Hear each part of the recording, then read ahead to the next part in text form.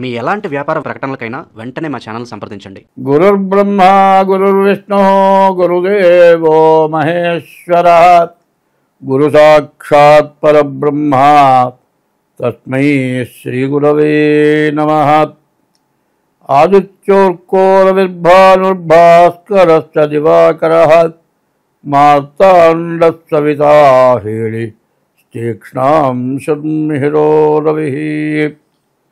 యఃకర్తా జగతాం భర్తా సంహర్తా మహసాం నిధిః ప్రణమామి తమాదిత్యం బహిరంతస్తమోపహం.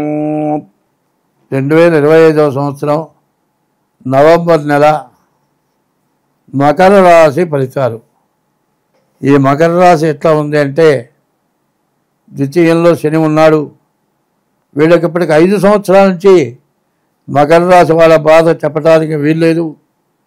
కానీ శని మకరం నుంచి కుంభం నుంచి మీనానికి వచ్చాడని పేరే కానీ నవంబర్ 27 దాకా నమ్మటానికి వీల్లేదు. ఈ మకర రాశి వాళ్ళు చెప్పడానికి వీల్లేని పరిస్థితి ఉన్నది. మీకు వ్యాపారం బాగుంది, వ్యవసాయం బాగుంది, మోటార్ ఫీల్డ్ ఇనుముకు సంబంధించిన వ్యాపారం బాగుంది, చదువుకునే వాళ్ళకి బాగుంది, వివాహం చేసుకునే వాళ్ళకి బాగుంది, ఆడవాళ్ళకి సంబంధించిన వస్తువులన్నీ తెచ్చుకుంటానికి బాగుంది, రియల్ ఎస్టేట్ బాగుంది, స్టాక్ మార్కెట్ బాగుంది, విదేశాలకు వెళ్ళే వాళ్ళకి బాగుంది, అన్నీ బాగున్నాయి. కానీ అల్లుడి నోట్లో శని ఉందిట. ఈ శని మరి ఈ మకర రాశికి ద్వితీయంలో ఉన్నటువంటి శని వల్ల చాలా కష్టాలు ఎక్కువగా కనబడుతూ ఉన్నాయి. ఈ మకర రాశి శని వల్ల చాలా ఇబ్బందులు ఉన్నాయి. కాబట్టి ప్రతిరోజు శనిని పూజించాలి. ఇప్పుడు కూడా బయలుదేరి వెళ్ళేటప్పుడు ఏదైనా గుడ్డ పట్టుకొని కుర్రు పట్టి చిరిగితే శని పడుతున్నట్టు. నీవు స్నానం చేసేటప్పుడు గుడ్డ తడవకపోతే సరిగా శని వల్ల ఇబ్బంది పడతావు. మరి వేళగాని వేళల్లో నిద్రపోతే నీకు శని వల్ల ఇబ్బంది ఉంది. అదే వేళగాని వేళల్లో అన్నం తింటే శని వల్ల కష్టాలు ఉన్నాయి. ఇటువంటివన్నీ కూడా చాలా జాగ్రత్తగా గుర్తుపెట్టుకోవాలి.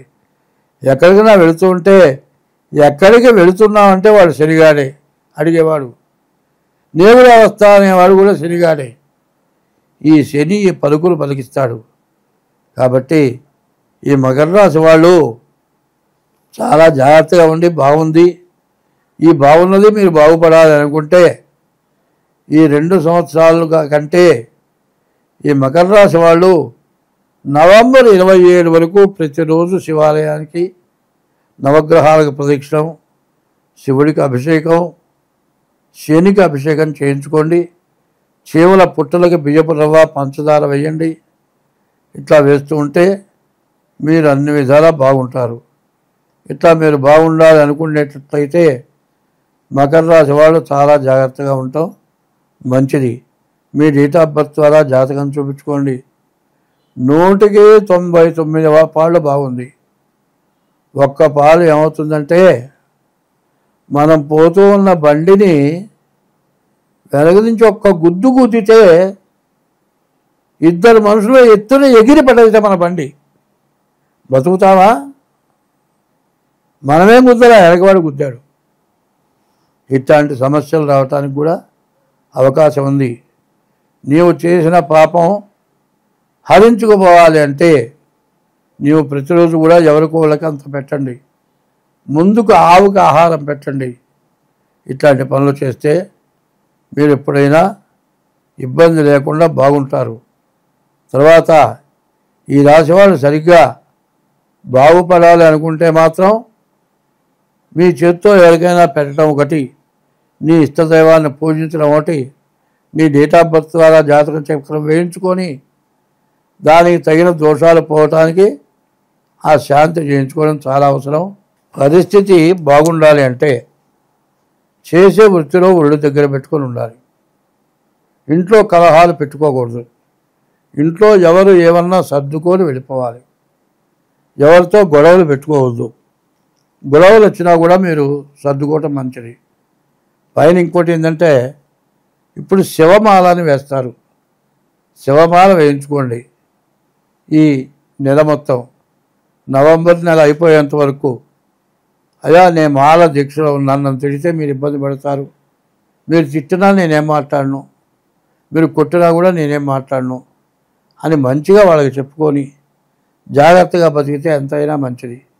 ఈ మకర రాశి వాళ్ళ పరిస్థితి బాగుండాలి అంటే డేట్ ఆఫ్ బర్త్ ద్వారా జాతకం చూపించుకోవటం, తర్వాత మీ కష్టాలు ఎట్లా ఉన్నా సరే ఉప్పు కారం వేసుకొని తిన్నా పర్వాలేదు, కానీ మరి అనవసరంగా ఖర్చులు పోవద్దు, ఎవరితో తగాదాలు దిగద్దు.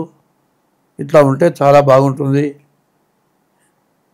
ఇంకా మరి ఈ పరిస్థితుల్లో వాళ్ళు ఏం చేయాలంటే, ఆదివారం తప్పనిసరిగా శాకాహారం తినండి.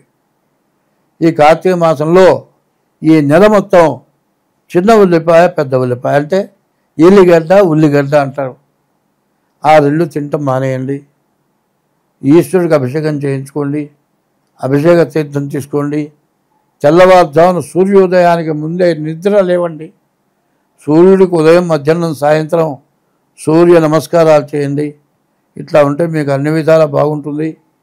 మీరు ఇట్లా చేయాలి అంటే బద్ధకించకుండా తెల్లవారుజాము లేవాలి.